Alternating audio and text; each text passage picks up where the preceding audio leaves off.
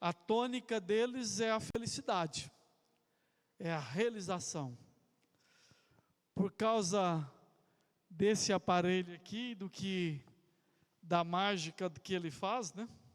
Do que ele oferece, das condições, o mundo é maravilhoso, das redes sociais. O mundo da rede social, ela é incrível. Não tem problema, não tem dificuldade, tem vitórias e alcances que as pessoas conseguem, e quando essa geração não consegue, vem a tristeza, a decepção, a amargura. E por quê, né? Algum motivo tem acontecido para eu não estar sendo feliz e não estar sendo congratulado com tantas coisas boas que acontecem por aí, né?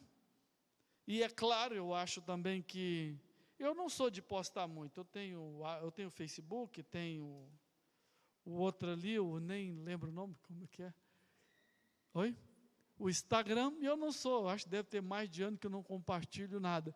E acho que ele também é lugar só de quando é uma morte de uma pessoa muito chegada que se compartilha. Mas muita gente tem isso dali como uma foto, uma radiografia de vida. E quando nós vamos para a palavra de Deus, quando nós estudamos a palavra de Deus, como regra de fé e de vida, de princípio de vida, é um antagonismo muito grande. Porque o que a Bíblia chama de felicidade é muito diferente do que as nossas mídias sociais chamam de felicidade de realizações. O que a Bíblia diz para a gente se alegrar e exultar, para a sociedade é um escândalo. Jesus, falando para os seus discípulos, diz assim: olha, quando vos perseguirem, quando levantarem mal, quando matarem algum de vocês, alegrai e exultai, porque assim perseguiram os profetas que foram antes de vós. Ou seja, então, imagina, Jesus vem dizer que quando alguém for perseguido, insultado por causa dele, devia ser um motivo de grande alegria. O apóstolo Tiago, ele mais, vamos dizer assim, ousadamente, ele diz para a gente assim, ó, tende por motivo de grande alegria ao passar por diversas provas. Meu, que é isso? Aonde Tiago estava com a cabeça? Na gíria popular vai dizer o seguinte: ele deve ter fumado um bagulho estragado, porque falar uma coisa dessa não tem lógica. Ter grande motivo de alegria ao passar por diversas provas. E assim vai. E então vamos para um homem que passou, vamos ver a vida de um homem que passou. Ele teve um ministério muito longo, por mais de 40 anos, está no Velho Testamento, o nome dele é Isaías. E esse homem tem muito para nos ensinar. Paulo, na carta de Coríntios, na primeira carta de Coríntios, no capítulo 10, Paulo vai dizer o seguinte: que tudo o que aconteceu com Israel serve de exemplo para nós, igreja. Então, o que aconteceu com esse povo, com essa nação, é um exemplo vivo para eu e você lermos e tirarmos as lições preciosas. Você pode dizer assim, mas Vasni, se já é difícil entender o Novo Testamento, imagina o Velho Testamento então. Mas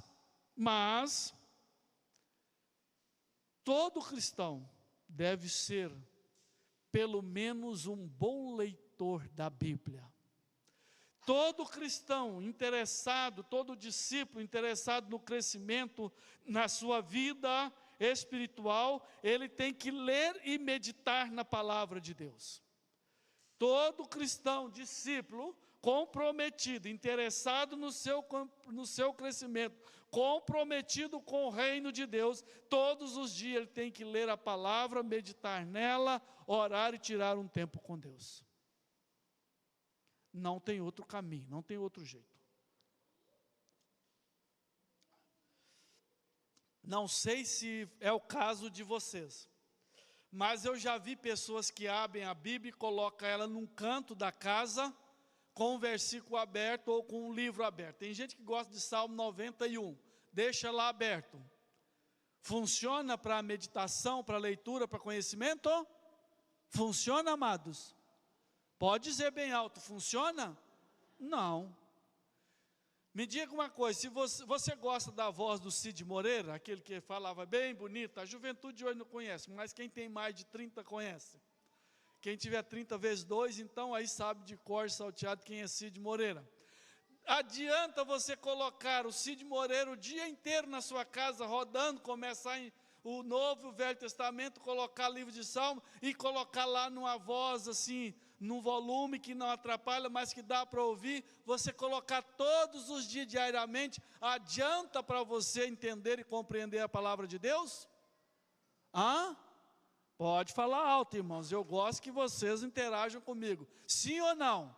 Não, não vai adiantar, você vai ter que pegar mesmo, ou aqui, ou num computador, ou em algum lugar que tiver escrito, e você vai ter que ler ou escutar com o tempo, parar, sentar ou colocar um fone de ouvido e com atenção ouvir e dedicar um tempo.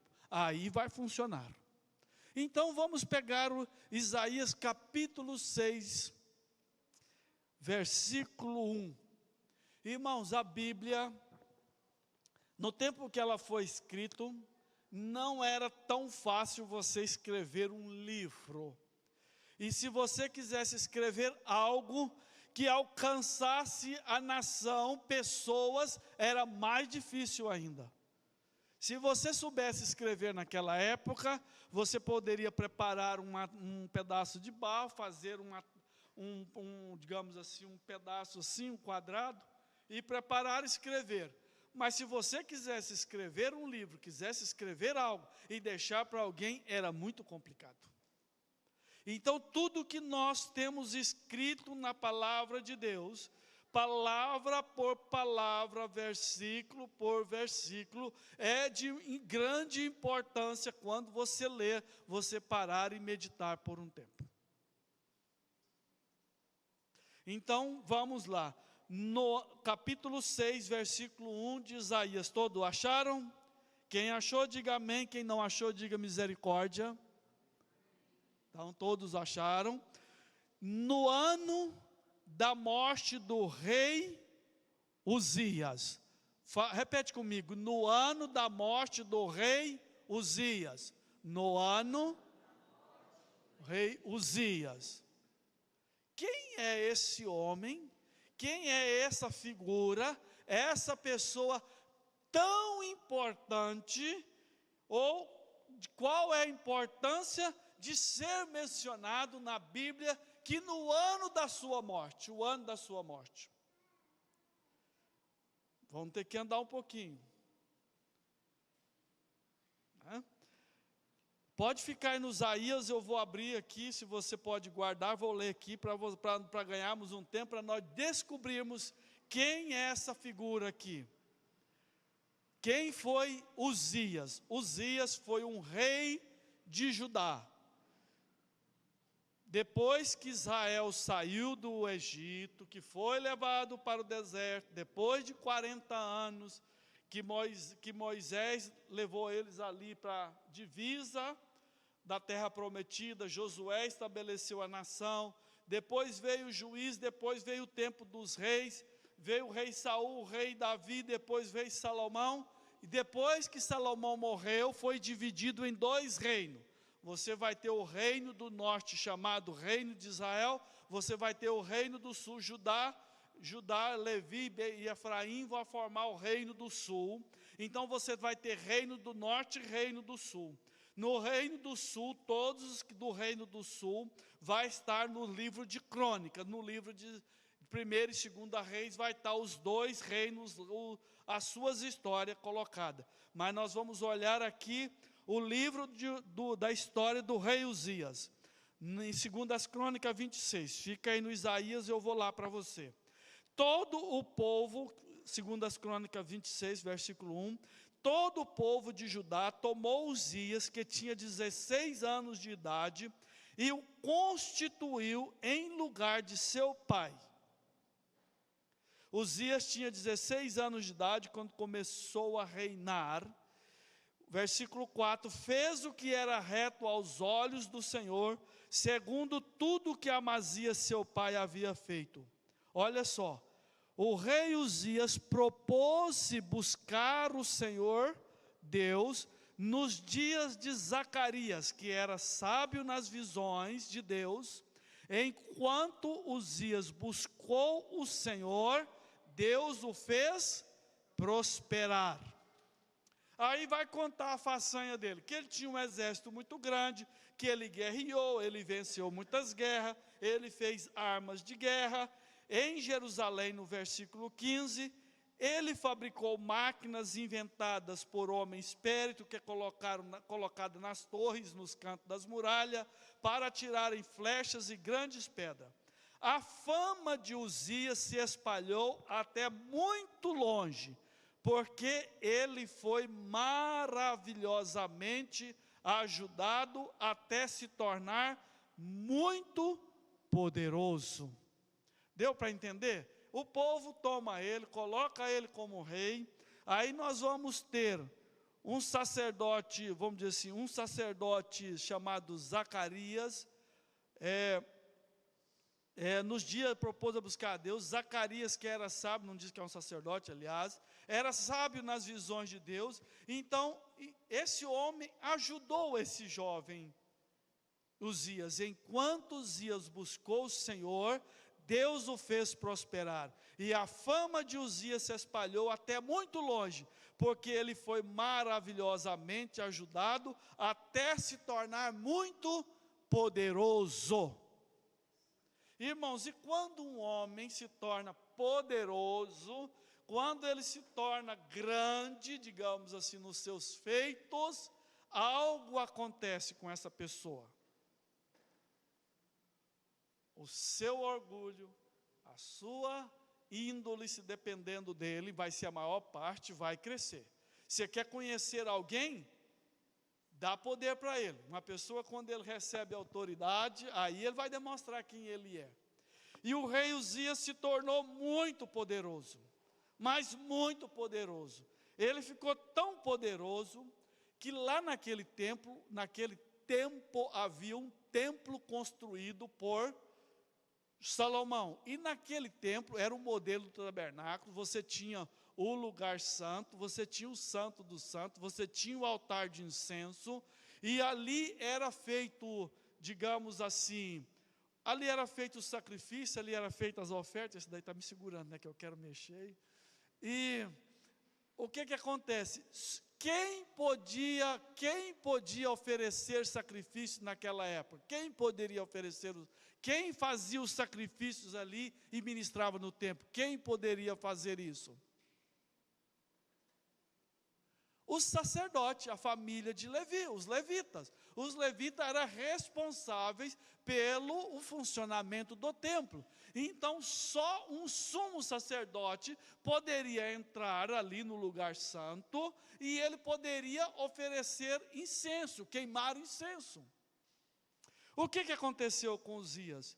Ele se tornou tão poderoso, mas depois que se tornou poderoso, o coração dele se exaltou para a sua própria ruína. Ele cometeu uma transgressão contra o Senhor seu Deus, pois entrou no templo do Senhor para queimar incenso no altar do incenso. Porém, o sacerdote Azarias entrou atrás dele, acompanhado de 80 sacerdotes do Senhor, homens da maior firmeza. Eles enfrentaram o rei Uzias e lhe disseram: olha só, o rei era poderoso, só um sacerdote sozinho não dava conta dele. O que aconteceu? Diz que ele entrou acompanhado por 80 homens fiéis. Juntou um grupo bem grande, vieram e confrontaram o rei.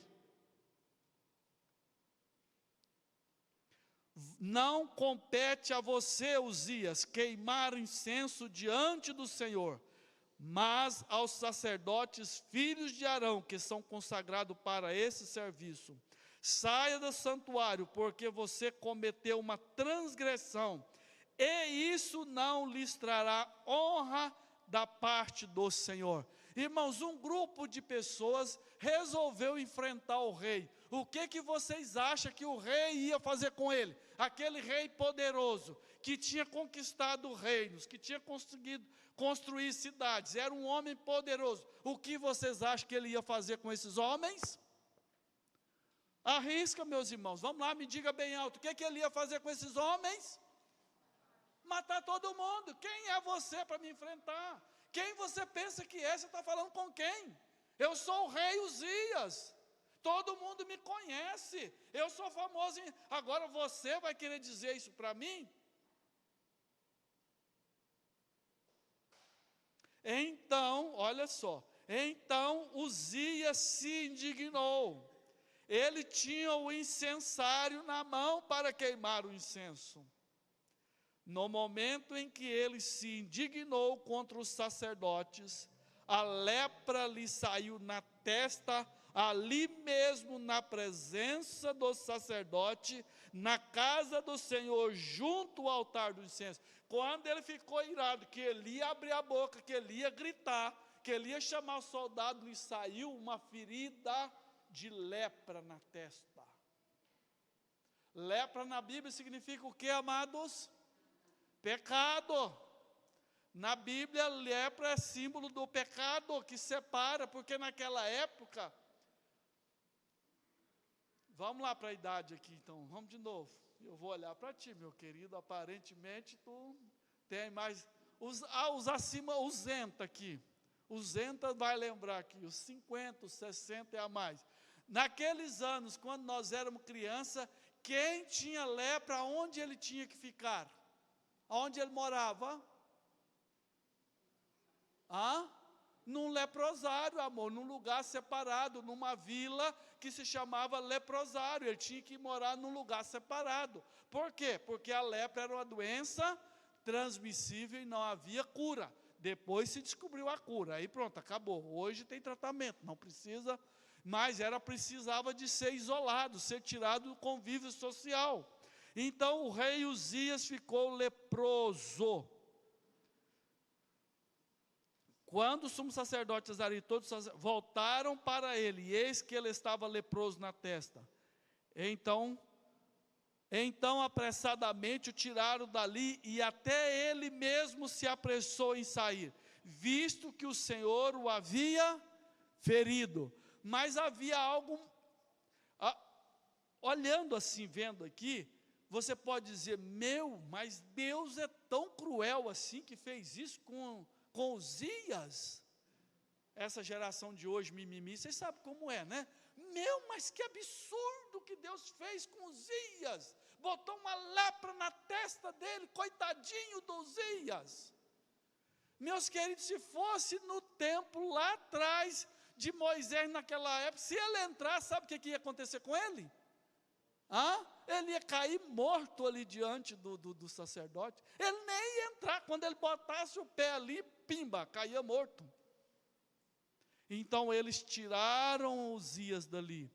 Assim o rei Uzias ficou leproso até o dia da sua morte, e por ser leproso morou numa casa separada, porque foi excluído da casa do Senhor.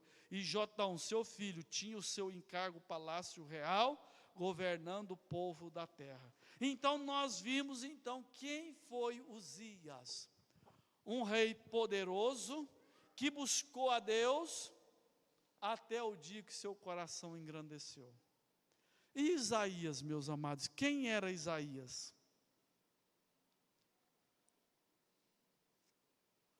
A Bíblia não dá muito detalhe sobre a família de Isaías, mas tudo indica que Isaías era de uma família influente, que tinha acesso ao palácio. Era uma família importante daquela época. Então, conhecendo agora o rei Uzias, vamos continuar a nossa leitura? Vamos para a nossa leitura então. Isaías capítulo 6, Vamos ler até o 10. No ano da morte do rei Uzias, eu vi o Senhor assentado sobre um alto e sublime trono, e as abas de suas vestes enchiam o templo. Serafins estavam por cima dele, cada um tinha 6 asas, com 2 cobriam o rosto, com 2 cobriam os pés, e com 2 voavam. Clamavam uns para os outros, dizendo: Santos, Santos, Santos é o Senhor dos exércitos, toda a terra está cheia da sua glória. Os umbrais das portas se moveram. Amados, se alguém de vocês tem curiosidade para saber como era o templo de Salomão, é só você buscar na internet e olhar o templo lá de São Paulo, lá da Universal. Foi feita uma réplica igual. Como era alto o templo, como era grande, aquela altura toda lá mesmo. E os umbrais do templo, quer dizer, o pórtico de entrada era gigantesco. Os umbrais das portas se moveram com a voz do que clamava, e o templo se encheu de fumaça. Então eu disse, Isaías, ai de mim, estou perdido, porque sou homem de lábios impuros e habito no meio de um povo de lábios impuros, e os meus olhos viram o Rei, o Senhor dos exércitos. Então um dos serafins voou para mim, trazendo na mão uma brasa viva, que havia tirado do altar com uma pinça. Com a brasa tocou a minha boca e disse: eis que esta brasa tocou seus lábios, a sua iniquidade foi tirada, e o seu pecado purificado. Correto, a palavra aí é purificado, não é perdoado, é purificado. Depois disso, ouvi a voz do Senhor que dizia: a quem enviarei e quem há de ir por nós? Eu respondi: eis-me aqui, envia-me a mim. Então ele disse: vá e diga a este povo: ouçam, mas sem entender, vejam, mas sem perceber. Torne insensível o coração deste povo, endureça-lhe os ouvidos e feche os olhos, para que os olhos deles não venham a ver com os olhos e ouvir com os ouvidos, e entender com o coração, e se convertam e sejam curados. Amém, amados? Deu para entender a leitura? Então, no ano que o rei Uzias morreu, nós já vimos quem foi esse Uzias. Nós já vimos quem foi esse rei, um homem que se tornou poderoso, um homem que foi ajudado, um homem que enquanto buscou o Senhor, ele se dispôs o coração a buscar o Senhor, ele foi grandemente ajudado. Até que o orgulho tomou conta do seu coração.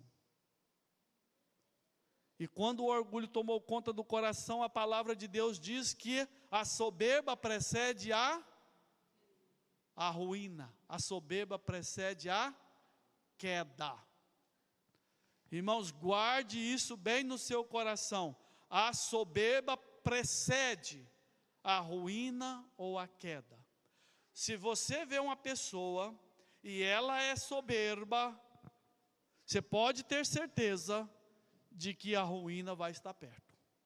E se ela conhece o Senhor, se ela conhece a Deus, e ele estiver andando em soberba, vocês podem ter certeza que o Senhor vai trabalhar na vida dessa pessoa. Porque Deus não aceita. O pecado da soberba, ele é complicado. O orgulho é complicado. E o orgulho precisa ser tirado do nosso coração. Amados, o orgulho está para todos nós. Não adianta você dizer: mas eu não sou orgulhoso. Pronto. A humildade dura na pessoa até o dia que ele vê que ele é humilde. Ah, como eu sou humilde. Pronto, acabou. Ali já se foi a humildade dele. E Deus trabalha com essa questão do orgulho. Então, mas e o nosso moço? Isaías, como que Isaías? Se Isaías era um moço do palácio, então vamos ver agora um pouquinho sobre Isaías. Isaías capítulo 1, você pode voltar para acompanhar um pouquinho mais. Isaías capítulo 1, no versículo 1 diz assim: visão que Isaías, filho de Amós, teve a respeito de Judá e Jerusalém, nos dias de Uzias, Jotão, Acás e Ezequias, reis de Judá. Olha só, Isaías então vai profetizar no reino do sul, em Jerusalém, durante o período desses 4 reis. Mas depois do quarto rei, que era Ezequias, depois da morte de Ezequias, Manassés tomou o lugar do pai, ele se torna rei, e Manassés vai mandar serrar Isaías. Diz que Isaías escondeu num local, numa árvore, que tinha um buraco no tronco, e o rei mandou serrar aquela árvore, cerrou aquela árvore com Isaías ali dentro. Né? Então, ele vai ter um ministério muito longo, vai acompanhar muita coisa, mas aí ele vai dizer assim, escutem versículo 2, ó céus e ouça, ó terra, porque o Senhor é quem fala, criei filho, fiz crescer, mas eles se revoltaram contra mim. O boi conhece o seu dono e o jumento o seu lugar, onde lhe dão comida, mas Israel não tem conhecimento, o meu povo não entende. Então Isaías começa o ministério, vamos dizer assim, trazendo palavra para aquele povo, dizendo para o povo o seguinte, olha, vocês estão assim errado, e ele começa a mostrar o pecado do povo. E ele começou o seu ministério e exerceu, ele começa junto com Uzias. Então, ou seja, Isaías já tinha crescido, já tinha se tornado talvez um rapaz, um homem já adulto, e ele começa o seu ministério. E no seu ministério, pela boca de Isaías, vamos dizer assim, enquanto o rei Uzias temeu o Senhor, ele foi grandemente ajustado, certo, meus irmãos? É ajudado. Olha só, Uzias começa a crescer, ele vai desenvolvendo, buscando o Senhor, e a vida dele vai melhorando. Isaías vai crescendo e vai junto com ele. Mas daí a pouco o rei se engrandece, o rei se torna orgulhoso. Aí nós vamos ver que Isaías começa a profetizar que a nação está desviada. Dá para entender? Vocês conseguem entender? Enquanto o rei está bem, Isaías está crescendo. E ele tem uma visão depois, ele vai ter uma visão, e ele começa a profetizar de coisas ruins, que vai coincidir com a vida do rei que ficou poderoso. Depois, vamos dizer assim, a Bíblia não diz, amados, assim, ó, que o rei ficou orgulhoso da noite para o dia, que o rei foi humilde até 2000, quando foi no 1º de janeiro de 2001, o homem começou a desviar. Não, o orgulho veio crescendo junto com a fama, o cara foi subindo devagarzinho, e a coisa foi crescendo. Quando manifestou, já estava bem grande a coisa.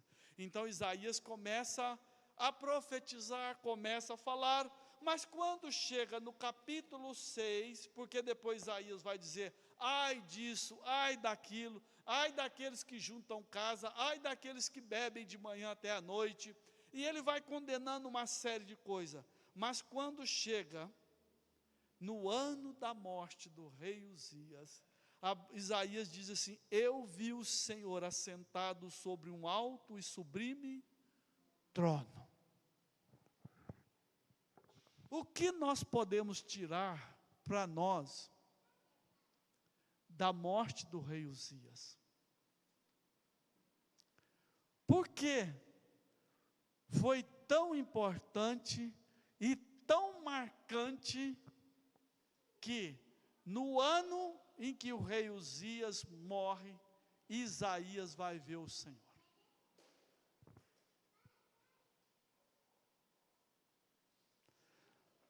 Irmãos, viver num país, né? Nós temos aqui, vamos de novo, as gerações aí, agora não precisamos de 200, né? Os mais jovens agora, vai pegar todos vocês. Nós pegamos um tempo de 94 para cá, muitas mudanças, o país deu uma melhorada que nós pensamos, chegamos no país dos sonhos. Enquanto o país foi melhorando, enquanto as coisas foram melhorando, e quando as coisas estão boas, meus amados, enquanto nós estamos nos dando bem, enquanto dinheiro ou a nossa capacidade de fazer as coisas vai dando certo, e tem um ditado muito comum, principalmente no meio dos homens, por favor, vocês completam a minha frase. Time que está ganhando, não. Homem, time que está ganhando, não.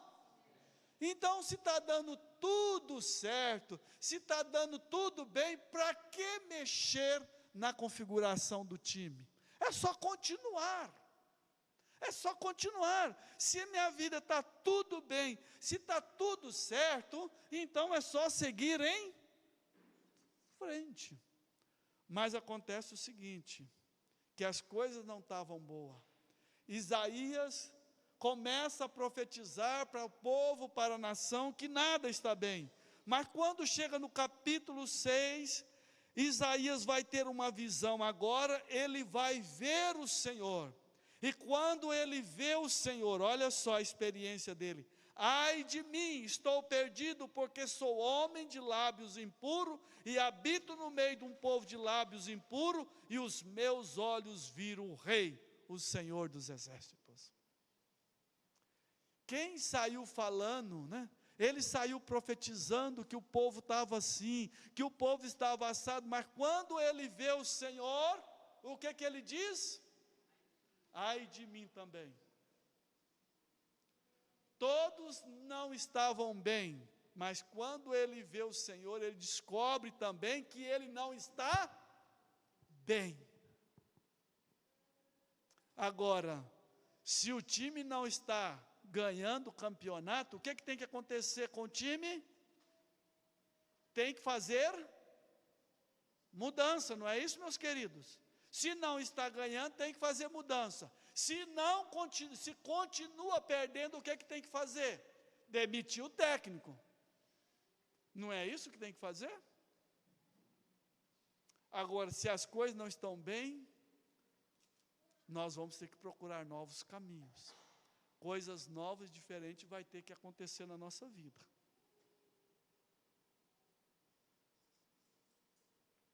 Isaías, no ano que o rei Uzias morreu, ele pôde ver o Senhor.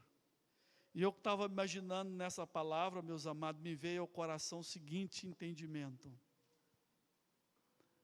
Se o rei Uzias não morresse, Isaías não teria visto o Senhor, ele estaria confiando no Isaías, no rei Uzias. Qual o rei que governa a sua vida? Qual é o rei que governa a minha vida? Qual é o rei que dá as cartas na nossa vida? O que governa a nossa vida? A palavra diz que no ano em que o rei Uzias morreu, Isaías viu o Senhor. Lá no capítulo 1 diz que ele teve, lá diz assim, que no ano, diz que ele teve visão, mas no capítulo 6 ele vê o Senhor. Você já parou para pensar que você pode ter um rei Uzias na sua vida?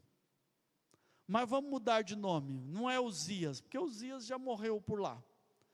Qual rei que pode governar a nossa vida? Qual rei que tem grande influência hoje? Qual dos reis mais poderosos que você conhece? O eu mesmo, sim, o eu mesmo, meu ego, o meu eu. Mas fora de mim, qual outro que pode governar, que a Bíblia nos chama a atenção dele? O dinheiro, o poder. E a Bíblia diz o seguinte, meus amados, a Bíblia dá um nome para isso, quando tem algo que governa nossas vidas, que não é o Senhor, a Bíblia dá um nome para esse tipo de pecado. Qual o nome? Idolatria do coração.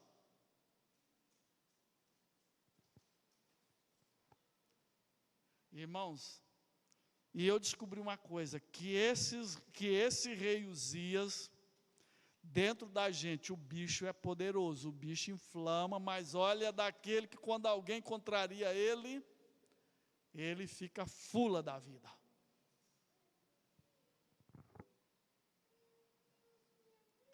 Vem de novo. Nós temos aqui, desde criança, ouvindo, lógico que as crianças não estão entendendo o que eu estou falando, e vamos ter os adolescentes aqui, né? 14, 16, 17 anos aqui em diante. Talvez os mais jovens não passaram por essa experiência ainda. Mas você já passou pela experiência de Deus ter que matar algum rei da sua vida? Já? Você já passou por essa experiência? Que tinha um rei poderoso sentado num trono e Deus teve que matá-lo? Sim ou não? Alguém já passou por isso? Alguém já passou por essa experiência de ser o seguinte, olha, sim, meu irmão, eu tinha algo que governava a minha vida e meu coração, e o Senhor teve que matar esse rei, porque ele era leproso. Esse rei não dava para ter comunhão com ele e com o Senhor, ele tinha lepra. Ele andava, ele manifestava o pecado, estava ali. Pare por um momento, pense você, tem algum rei que governa a sua vida? Ah, irmão, Deus que me livre, quem governa a minha vida é só Jesus, eu só tenho Jesus, o Senhor é que me governa. Não, irmão, nessa palavra sua aí não está legal. O salmista Davi ensinou para nós uma oração muito importante. Ele diz assim, sonda-me e conhece-me o coração. Para onde fugirei da tua presença, Senhor? Se eu tomar as asas e for para a morada, lá se eu for lá para as asas e para a alvorada, para onde nasce o sol, até ali tu estás, até ali tu estás. Se eu tomar algum outro caminho e for para a escuridão, para algum outro local, tu lá também estás. Então não tem lugar para se fugir. Então, sonda, Senhor, e conhece o meu coração. Por que, amados, que é necessário que o rei Uzias morra? Porque se o rei Uzias não morrer, meus queridos, nós não vamos poder ter uma experiência de ver o Senhor. No nosso coração existe um trono, e esse trono tem que ter alguém sentado nele, e permanecer sentado nele até o último dia da nossa vida. Esse trono pertence ao Senhor Jesus.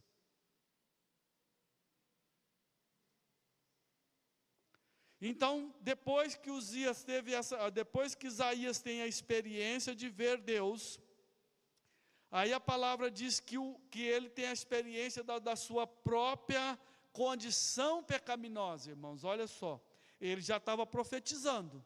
Quantos anos que ele estava profetizando? Não sei, a Bíblia não diz. A Bíblia não diz que idade Isaías começou.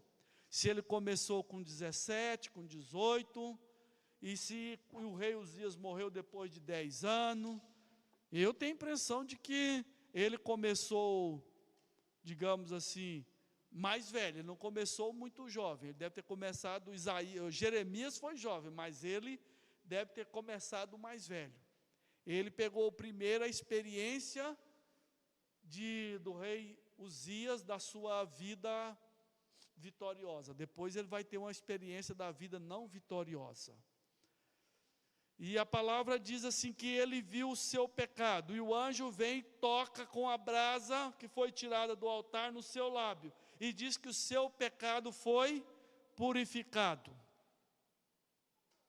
Por que não diz que foi perdoado? Eu busquei a palavra e fui pesquisar. Por que não diz que foi perdoado? Vamos lá, estudantes da Bíblia.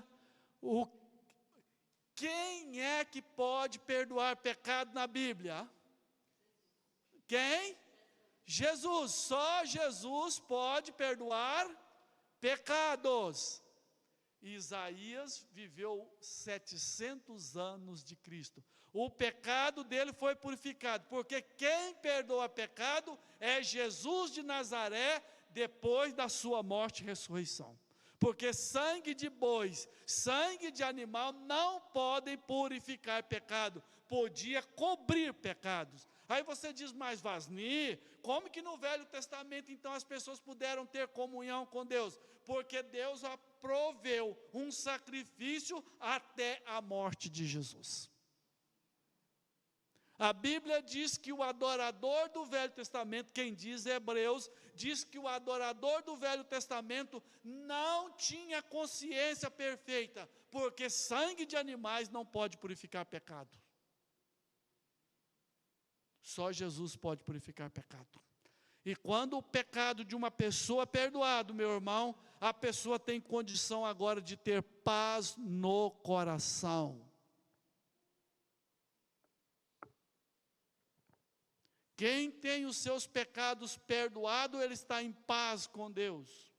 Nós temos paz com Deus por meio do nosso Senhor e Salvador, Jesus Cristo. Porque não foste comprado com coisas preciosas, como ouro e prata, mas pelo precioso sangue de Jesus, como de um cordeiro imaculado.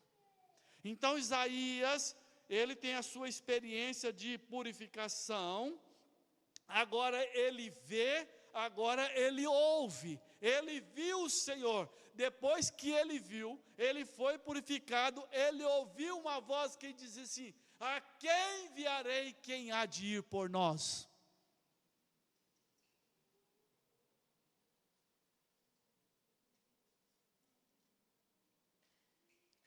Irmãos, quem pode proclamar as palavras da salvação? Quem dos seres humanos que pode proclamar? Primeiro, a quem foi dada essa missão de proclamar de Jesus? A quem foi dada essa missão de proclamar o Evangelho? A quem foi confiada? A quem foi dada?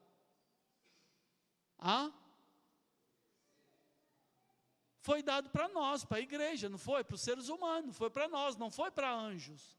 Foi para nós, foi para a igreja. Para a igreja foi dado a missão, foi confiado o Evangelho, a proclamação do Evangelho. Certo, amados? Concordam comigo nessa parte? Agora pergunta o seguinte, então sim, então nós podemos dizer o seguinte: quem pode ir, primeiramente, é aquele que teve os seus pecados perdoados.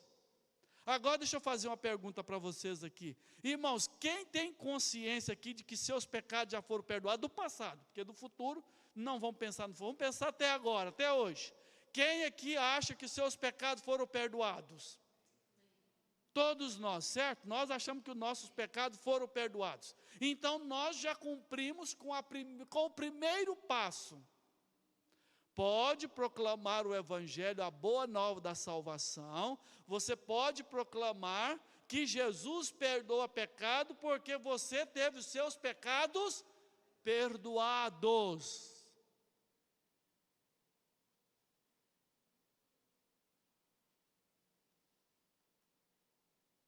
Segundo, quem pode ir? Quem pode ir, amados? Quem pode ir, meu irmão, é aquele que ouve o chamado do Senhor. Quem há de ir por nós? A quem enviaremos? Só vai poder ir quem ouviu o chamado. Se você não ouviu o chamado, se você não está ouvindo o Senhor te chamar, como que você vai? Você tem ouvido o chamado? O Senhor tem falado no seu coração, dizendo para você assim: fala para essa pessoa, fala com outro. Seja sincero, irmão, você está ouvindo o chamado do Senhor para proclamar o Evangelho para alguém? Se você não tiver, se você não ouviu, Eu não sei qual é a experiência de vocês, meus queridos. A minha experiência não é de sair na rua. Eu não consigo pegar um cartãozinho e sair na rua. Eu não consigo bater de porta em porta para alguém me ouvir. Eu já falei de outras vezes, mas pode ter que alguém aqui que não saiba da minha história. Eu trabalhei 10 anos de capelão hospitalar. Trabalhei no hospital voluntário, capelão voluntário. E eu saía ali no hospital para fazer as visitas. E quando eu chegava num quarto que tinha oportunidade de ouvir e tinha a oportunidade de proclamar, eu proclamava que Jesus perdoa pecado, que Jesus morreu por nós, para perdoar o nosso pecado, e que Ele veio aqui para dar a sua vida por nós, e levava uma pessoa, proclamava a pessoa para levá-la a Cristo. Porque eu tive os meus pecados perdoados, e eu entendi que eu ouvi o chamado do Senhor. Eu não ouvi um chamado assim, eu deitado um dia, e ouvi uma voz, Vasni, Vasni. Não, eu não ouvi isso. Foi no meu coração, foi no meu dia a dia. Eu fui um dia no hospital com a minha esposa, ela precisava de ir no pronto-socorro, e nós ficamos acho que uma manhã inteira, uma tarde toda naquele hospital quase, a Dana lá na maca, esperando atendimento, demorou bastante. Quando eu saí ali, eu fiquei lá de fora, eu encontrei ali uma irmã ali que eu conhecia, tinha uma amiga ali, tinha uma pessoa que trabalhava ali também com ela, uma cabeleireira, e ela falou para mim assim, Vasni, nós precisamos tanto de alguém para vir fazer barba dos pacientes acamados, você não tem disposição para vir ajudar? Uma vez por semana, se vier, já consegue ajudar. Precisa de fazer barba dos pacientes, estão na cama, e tem paciente que não sabe fazer barba, não consegue fazer a barba. Você não poderia vir fazer a barba? Aí a resposta clássica seria qual primeiro? Ah, mas eu não sou barbeiro. Ah, mas eu tenho barba, eu faço a minha, hoje mesmo eu fiz ela, então eu sei fazer barba de uma outra pessoa. Não sei usar aquelas navalhas, aquelas do tempo do meu bisa, mas fazer barba com aparelho de barbear, sim. Eu me dispus, eu entendi que o Senhor estava me chamando para aquela missão. Eu entendi que eu estava recebendo um chamado. Agora, eu me resolvi, fui lá para o hospital. E de lá foi um passo para me ficar 10 anos ali no hospital. Tá? Depois eu fiz curso de capelania e passei a fazer a visitação para enfermos. Então, eu fui perdoado, eu ouvi um chamado, eu me dispus e ouvi um chamado específico para um hospital. Aproveitei a oportunidade e fui. Então, quem pode ir, amados? Aquele que já viu, aquele que já ouviu, aquele que teve o seu pecado perdoado. Agora, quem pode ir? Aquele que entende que ele foi chamado. Bem, agora complicou mais, Vasni. Quem o Senhor chamou na igreja, para o serviço da igreja? Quem o Senhor chamou? Para quem foi dito a palavra de Jesus, quando ele diz assim, ide por todo mundo e pregai o evangelho a toda criatura, fazer discípulo de todas as nações, batizando em nome do Pai, do Filho e do Espírito Santo e ensinando a guardar todas as coisas. A quem Jesus dirigiu essas palavras, meus amados? A quem Jesus dirigiu essas palavras? Para os seus? Não, vamos lá, para quem que Jesus falou isso? Jesus foi lá e falou essa palavra, ide por todo mundo. Para quem que ele falou isso? Para os seus discípulos, certo? Ele falou para os seus discípulos. Há uma pergunta agora aqui nessa noite. Quem é discípulo de Jesus aqui? Quem é discípulo de Jesus? Você é um discípulo de Jesus? Então, tudo aquilo que Jesus falou para os discípulos dele, continua sendo para os discípulos dele. Ele continua falando a mesma coisa. Tudo que ele diz para os discípulos, é para os discípulos de hoje. Então, se ele falou para os discípulos dele assim, ide e proclamai o evangelho, o que é o evangelho, meus queridos? O evangelho é muito simples, meus irmãos. É a vida e obra de Jesus, que Jesus veio aqui, se tornou homem, que Ele é Deus, que Ele se fez carne, que Ele teve uma vida perfeita, Ele não pecou, e que Ele encarnou, se torna homem, Ele se torna gente, Ele viveu aqui, não pecou, Ele fez uma obra grande e maravilhosa, e Ele morreu pelos nossos pecados. É isso que você tem que dizer para a pessoa. Ué, mas eu pensei que dizer para pregar o evangelho, eu tinha que dar um testemunho primeiro. Sim, quando eu vou pescar, eu costumo colocar isca no anzol. Quando a gente vai pescar, quando era criança, colocava minhoca. Agora os peixes do mar é muito enjoado. Lá em Goiás, com minhoca pega peixe, mas aqui no mar você não pega com minhoca, tem que ser com camarãozinho. O peixe daqui é mais finésimo, né? Você tem que usar, você bota um camarão de isca, você joga o anzol com o camarão ali. Se for um camarãozinho vivo, assim, bonito, melhor ainda. Amado, se for um testemunho de transformação, de que Deus fez algo na sua vida, é maravilhoso. Mas me diga uma coisa, um testemunho, vamos dizer assim, se eu for dizer para uma pessoa, olha, Jesus, ele fez uma grande obra na minha vida. Por exemplo, na minha vida, o Senhor Jesus me curou. Eu, quando criança, eu tive alguns problemas de saúde. E eu tive uma vez, eu tinha 7 anos, eu tive 7 ataques epiléticos. E fui levado para o médico, eu deveria tomar aquele remédio Gardenal. E minha mãe, não conformada, ela convidou a metade do mundo cristão da época dela, que ela conseguia falar, de colocar em oração. E Jesus me curou. E depois disso, nunca mais. Não ficou nenhuma sequela, mas não tem problema, estou curado. Irmãos, me diga uma coisa, se eu chegar para uma pessoa e dizer para ela o meu testemunho, aí eu fizer um apelo, você quer aceitar Jesus como Salvador? Eu proclamei o Evangelho? Se eu chegar e disser isso para uma pessoa, olha, quando eu era criança, eu tive um problema muito grave de saúde, aí a minha mãe orou, eu nunca mais tive problema. Você não quer aceitar Jesus para Ele fazer uma obra dessa na sua vida? Isso é proclamar o Evangelho? Não, amado, isso não é a proclamação do Evangelho, porque a proclamação do Evangelho é dizer para a pessoa assim, Jesus, o Filho de Deus, Ele se tornou carne, o Verbo se fez carne, e Ele morreu em seu e meu lugar. Essa é a proclamação do Evangelho, em que o sangue de animais não pode perdoar pecado, é Jesus com o teu sangue que perdoa pecados. Essa é a proclamação do Evangelho.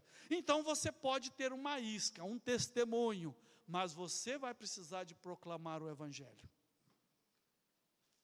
Você vai ter que proclamar. E você, amados, aí vem, Deus é maravilhoso. Deus é maravilhoso. Deus dá oportunidade todos os dias para você aprender. Todos os dias. Se você vai ter oportunidade, se você hoje foi dar o testemunho e foi falar de Jesus e errou, você vai ter o próximo para você não cometer o mesmo erro. É só você treinar. É só você andar com um discípulo mais velho. Lá na capelania a gente tinha um costume assim, ó. A pessoa, para poder trabalhar de capelão no hospital onde eu participei, ele tinha que fazer o curso de capelania e depois tinha que fazer o treinamento. Vocês imaginam o seguinte, um hospital é um local onde a infecção hospitalar é um grande problema. Se a pessoa vai internar e ela pega uma infecção hospitalar, ela sai pior do que entrou. Se ela for fazer uma cirurgia, ela pegar uma infecção hospitalar, dependendo da infecção, onde que ela pegar, o local que ela fizer a cirurgia, ela vai morrer no hospital. Então, infecção hospitalar é algo terrível dentro do hospital. Aí a pessoa faz um curso, aí vamos dizer assim, Rubens, não dê nome, mas deve ter, aqui no meio de vocês, deve ter aquele irmão que é super cavalheiro. Aqui teve 2, que trouxe água para mim, né? Se cai uma coisinha no chão, ele pega. Se vê alguma coisa, ele já atende. Se alguém precisa, ele já dá a mão e já cumprimenta. Tem a pessoa que é desse jeito. Aí vai ser um capelão hospitalar. Você não faz um curso e vai lá no hospital e resolve que deve visitar todo mundo. Vou lá visitar um irmão, mas eu vou visitar todo mundo daquela ala. Aí você entra dentro do quarto, cumprimenta o irmão, dá a mão para ele.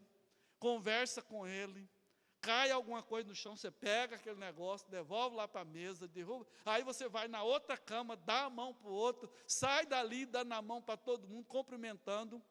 O que vai acontecer? Você vai pegar a infecção que estava num lugar e vai levar para outro. Eu tenho um irmão lá que ele fez um curso comigo, e ele é daquele mesmo que gostava de ajudar todo mundo. Nós dois nos organizamos, para você vem atrás de mim e você fica bem quietinho. Cheguei na porta do quarto, vamos preparar para entrar. Aí a faxineira estava limpando, deixou cair alguma coisa. Ele já foi lá e pegou e entregou para ela. Falei assim, voltamos. Lava a mão de novo.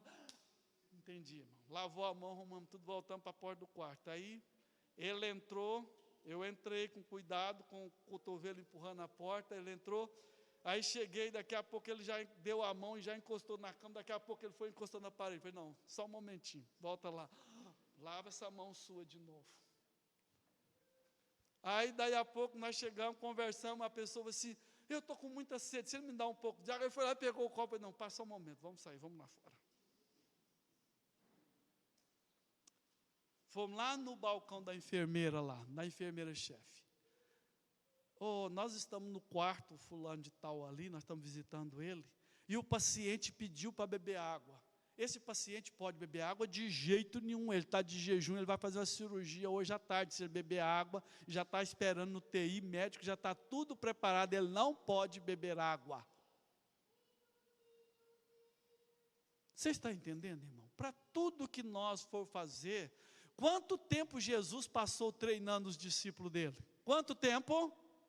3 anos e meio, irmãos, ensinando, treinando, preparando. Quem dera se a gente pudesse ter um treinamento desse com Jesus. Aqueles homens revolucionaram o mundo, eles sabiam o que fazer. Então, quem pode ir, amados? É quem o Senhor prepara, quem ouve a voz do Senhor, sabe ouvir o Espírito Santo, lendo a palavra, preparando em oração. Irmãos, acima de tudo, pode ir quem foi salvo. Se a pessoa não tem uma experiência de salvação, não tem como ele trazer para outro aquilo que ele não alcançou ainda.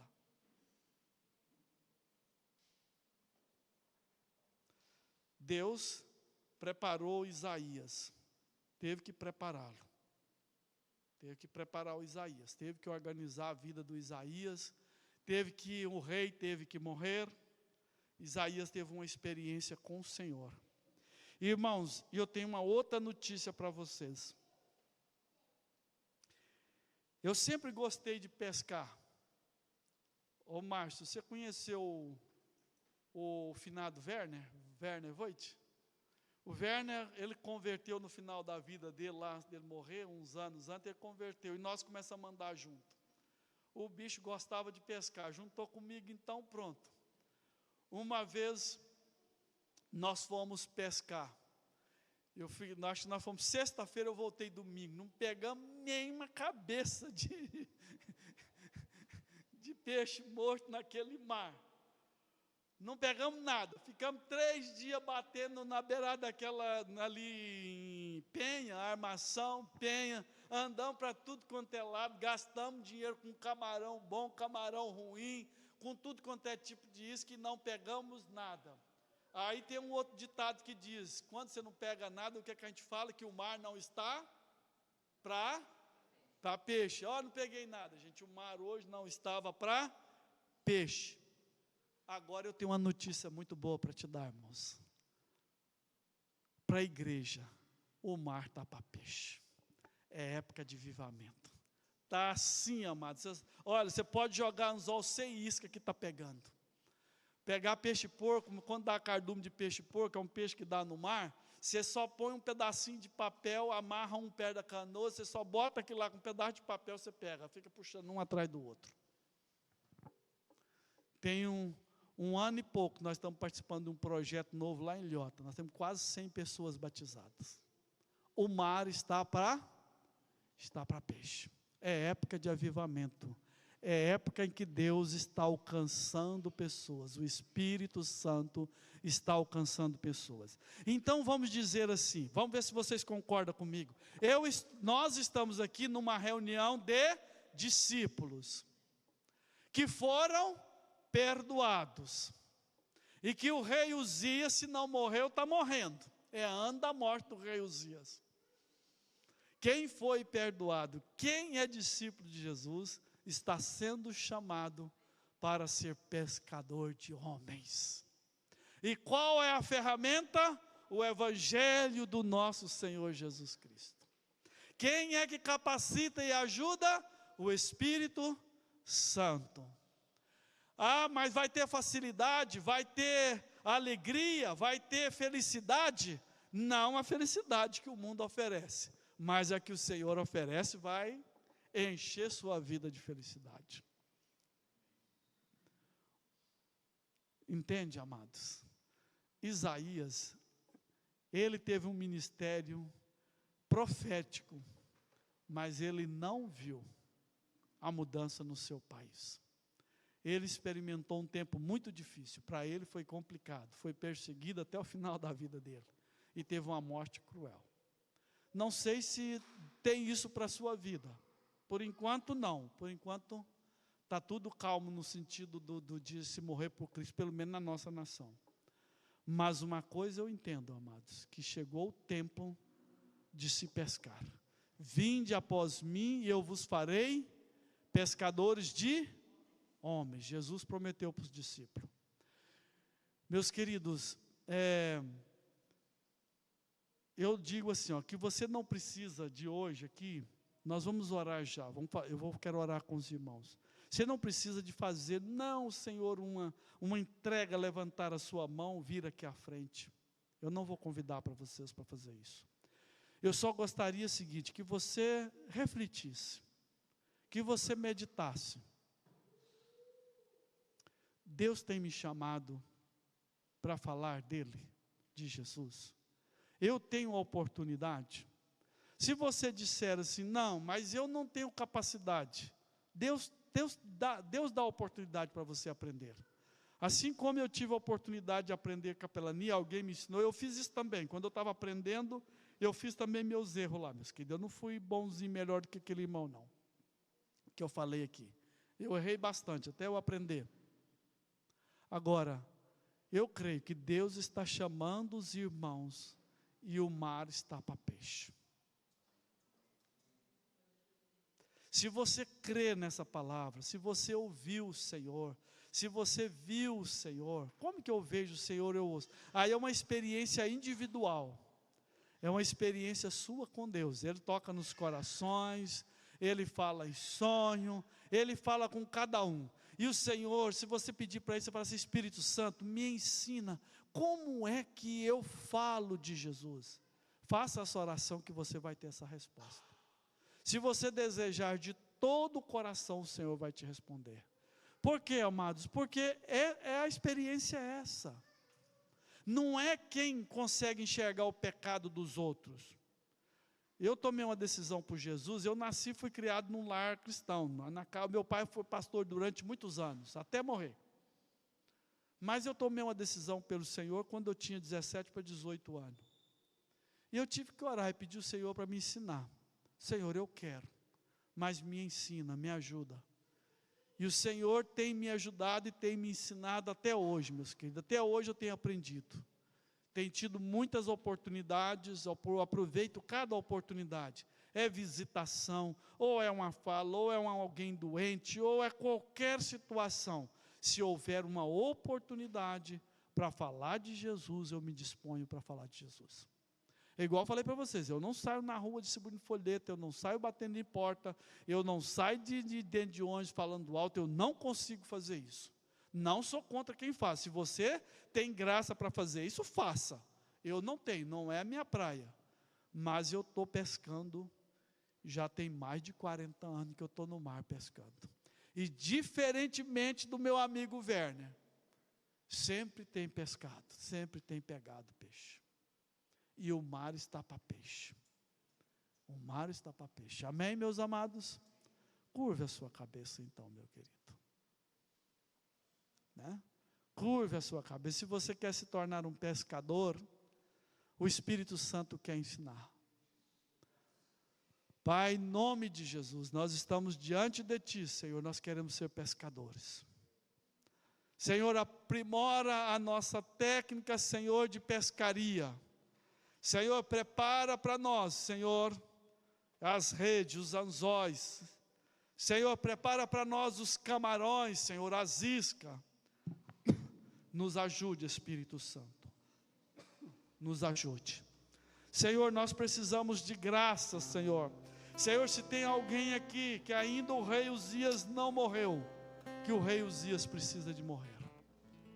Senhor, mas aqueles que já foram perdoados, aqueles que ouviram o chamado, Senhor, aqueles que viram o Senhor, que o Senhor possa enviar, e o Senhor possa conceder graça, Senhor, seja pela vida de trabalho, seja no negócio, seja na casa, seja na visita em casal, seja na escola, seja no trabalho, seja em qualquer lugar, Espírito Santo, capacita o teu povo para proclamar a palavra, para anunciar que Jesus morreu numa cruz, para dar vida a todo aquele que crer.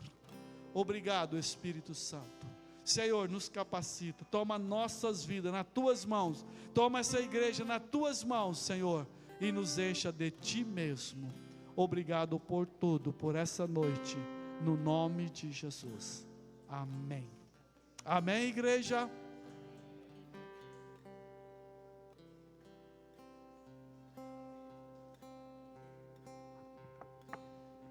Amém, irmãos? Nada a acrescentar aquilo que o Espírito já nos revelou. Amém? Vamos só agradecer o alimento e a comunhão. Obrigado, Senhor, pela tua graça, misericórdia, tua palavra, teu poder, tua unção sobre cada um de nós. Abençoamos essa comunhão e esse alimento que vamos comer, em nome do teu Filho Jesus. Amém, Senhor.